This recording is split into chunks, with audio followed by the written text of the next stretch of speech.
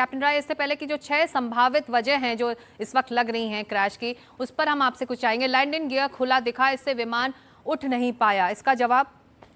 Landing gear down होने पे aircraft का ड्रैग बहुत बढ़ जाता है। ड्रैग बढ़ने के कारण स्पीड बढ़ने में मुश्किल होती है जी, ये वजह हो सकती है। ये एक उसको मैं क्या कहूँगा, उसको जो प्रॉब्लम हुआ है उसको बढ़ाने में मदद कर सकता है। ओके, सिर्फ ये नहीं कारण हो सकता है। ओके, दूसरी वजह अगर हम पूछे, पर्याप्त थ्रस्ट नहीं मिला, इससे इंजन फेल हो गया।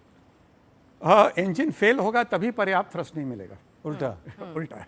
अच्छा, हाँ, ऐसे पर्याप्त थ्रस्ट तभी नहीं मिलेगा जब इंजन फेल हो जाए। अगली वजह स्पीड सेंसर फेल हुआ, इससे पायलट भ्रमित हुए। ये मुझे नहीं लग रहा कि ये कोई कारण है, क्योंकि स्पीड सेंसर फेल होने से इसका कोई लेना देना नहीं है। वो जहाज़ उड़ेगा, उड़ सकता है। ये फ्लाइंग से रिलेटेड है। अगर स्पीड नहीं है तो जहाज़ तो गिरेगा ही। तो अगर स्पीड सेंसर फेल हो गया है लेकिन स्पीड है तो जहाज़ गिरेगा नहीं। सॉफ्टवेयर में एरर, इससे सॉफ्टवेयर एरर हो सकता है। सॉफ्टवेयर एरर के कारण फ्यूल सिस्टम डिस्टर्ब हो सकता है और भी सिस्टम डिस्टर्ब हो सकते हैं। तो ये एक कारण संभव है। तो ये मशीन मिस्टेक है या ह्यूमन मिस्टेक है? मशीन मिस्टेक होगा। सॉफ्टवेयर एरर है, कोई कॉन्स्पिरेसी तो नहीं? कहना मुश्किल है। अगला, विमान के फ्लैप्स का एंगल 10 से 20 डिग्री पर नहीं था। आप इमेजेस में इसका अंदाजा लगा पाए कैप्टन राय? देखिए, वीडियो जो देख के ये नहीं बताया जा सकता, क्योंकि वीडियो का क्वालिटी उतना बढ़िया नहीं है। और ये 10 से 20 डिग्री तो होता ही नहीं है। वो 5 डिग्री 5 फ्लैप्स 5 पोजीशन पे टेक ऑफ होता है। ओके, तो ये कहना वो गलत है कि 10 से 20 डिग्री। और 5 फ्लैप्स 5 पोजीशन जो वीडियो हम देख रहे हैं उसमें देख के कहना मुश्किल है कि फ्लैप्स अप है या फ्लैप्स डाउन है। बिल्कुल। तो 6 संभावित वजहों पर हम चर्चा करें। आखिरी वजह, कंप्लीट पावर लॉस, दोनों इंजन बंद हो गए। संभावना है इसकी। और क्यों ऐसा हो सकता है अगर पावर लॉस हुआ है? जैसे आपने कहा, सॉफ्टवेयर का प्रॉब्लम हो सकता है, बर्न हिट हो सकता है, जैसे इंजन फेल हो गया हो, पावर लॉस हो गया हो। एक साथ दोनों इंजन फेल हो जाना ये 40 सेकंड के भीतर।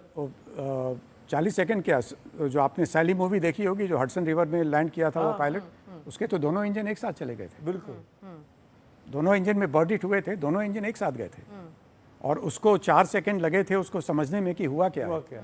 जब उसकी इन्वेस्टिगेशन हुई थी और सिमुलेटर में जब उसको रीप्ले किया गया, तो इनिशियली सिमुलेटर वालों ने बोला कि नहीं, आपने गलत किया, आप उस एयरपोर्ट पे जाके लैंड कर सकते थे। तब इसने कहा कि वो 4 सेकंड आपने उसमें से माइनस नहीं किया। वो 4 सेकंड माइनस करते तो जहाज क्रैश कर जाता। एक छोटा सा करेक्शन और चाहूंगा जी, ब्रेक पे जाने के पहले। आज एक और खबर आई, फुकेट से दिल्ली का विमान आ रहा था, वो भी एयर इंडिया का था जी। उसकी भी इमरजेंसी लैंडिंग करनी पड़ी। आपके पास जानकारी है ऐसी, क्यों हुआ था वो? कोई किसी ने टॉयलेट के अंदर कोई चिट छोड़ दिया था कि इस एयरक्राफ्ट में बॉम्ब है।